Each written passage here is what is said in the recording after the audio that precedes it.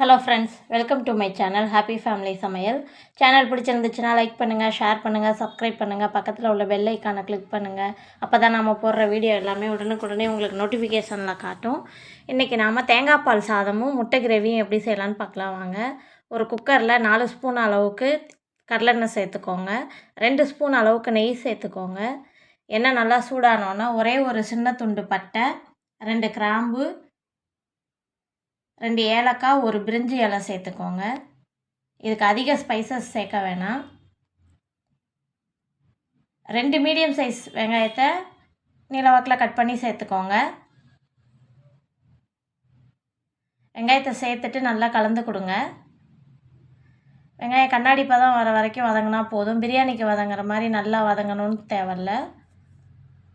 4 பச்சை மிளகாய் சேர்த்துக்கோங்க. இதுக்கு ஸ்பைசஸ் எதுவும் இல்லை, பச்சை மிளகாய் மட்டும்தான் காரத்துக்கு சேர்க்கணும். அதனால் உங்கள் காரத்துக்கு ஏற்ற மாதிரி மிளகாயை கூட்டி வேணால் சேர்த்துக்கோங்க. ஒரு கைப்பிடி அளவுக்கு புதினா, கொஞ்சமாக மல்லித்தலை கட் பண்ணி சேர்த்துக்கோங்க. ஒரே ஒரு தக்காளி சேர்த்துக்கோங்க. சேர்த்துட்டு நல்லா கலந்து கொடுங்க. உப்பு தேவையான அளவுக்கு சேர்த்துக்கோங்க.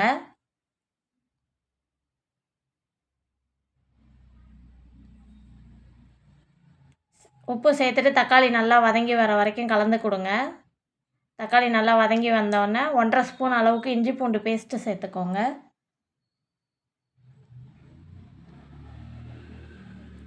சேர்த்துட்டு நல்லா கலந்து கொடுங்க.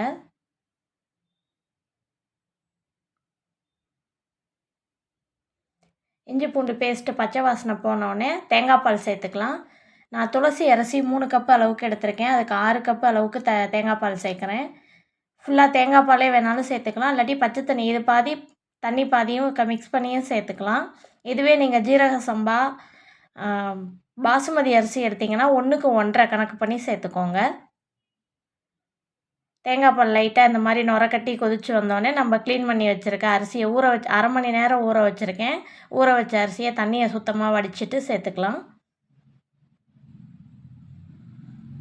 அரிசியை சேர்த்துட்டு நல்லா ஒரு கொதி விட்டு குக்கரை மூடி போட்டு விசில் வச்சுக்கலாம். ஒரே ஒரு விசில் மட்டும் விட்டால் போதும். அரிசி நல்லா ஊறி இருக்குது, அதனால் ஒரு விசிலில் வெந்துடும். இந்த டைமில் உப்பு செக் பண்ணிக்கோங்க. உப்பு கரெக்டாக இருந்தால் விட்டுருங்க, இல்லாட்டி இந்த டைமில் உப்பு லைட்டாக தேவைப்பட்டால் சேர்த்துக்கோங்க.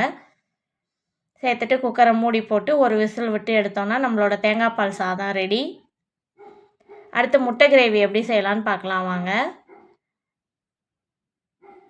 முட்டை கிரேவி செய்கிறதுக்கு ஒரு கடாயை எடுத்துக்கோங்க. கடாயை சூடு பண்ணிவிட்டு 2 ஸ்பூன் அளவுக்கு எண்ணெய் சேர்த்துக்கோங்க. எண்ணெய் நல்லா சூடானோன்னே ஒரே ஒரு வெங்காயம், பெரிய வெங்காயத்தை பொடியாக கட் பண்ணி சேர்த்துக்கோங்க. வெங்காயத்தை சேர்த்துட்டு நல்லா கலந்து கொடுங்க. வெங்காயம் நல்லா வதங்கி வந்தோன்னே 1 ஸ்பூன் அளவுக்கு இஞ்சி பூண்டு பேஸ்ட்டு சேர்த்துக்கோங்க. இஞ்சி பூண்டு பேஸ்ட்டு பச்சை வாசனை போகிற வரைக்கும் நல்லா கலந்து கொடுங்க. 2 தக்காளி, பெரிய தக்காளியாக 2 தக்காளியை கட் பண்ணி சேர்த்துக்கோங்க.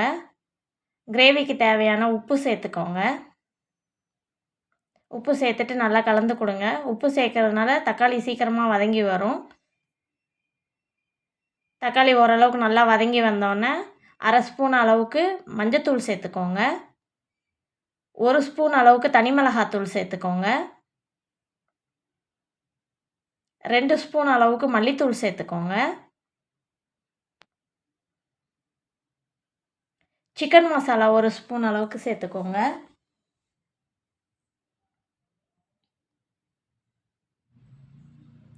சேர்த்துட்டு நல்லா கலந்து கொடுங்க. அடுப்பை லோ ஃப்ளேமில் வச்சுக்கோங்க, இல்லாட்டி மசாலா எல்லாம் அடிப்பிடிச்சிரும்.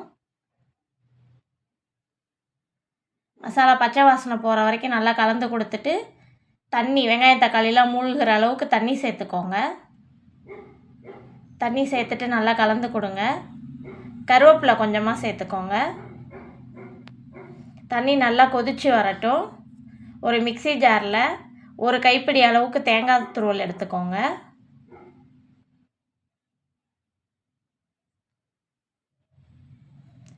ஒரே ஒரு சின்ன துண்டு கல்பாசி,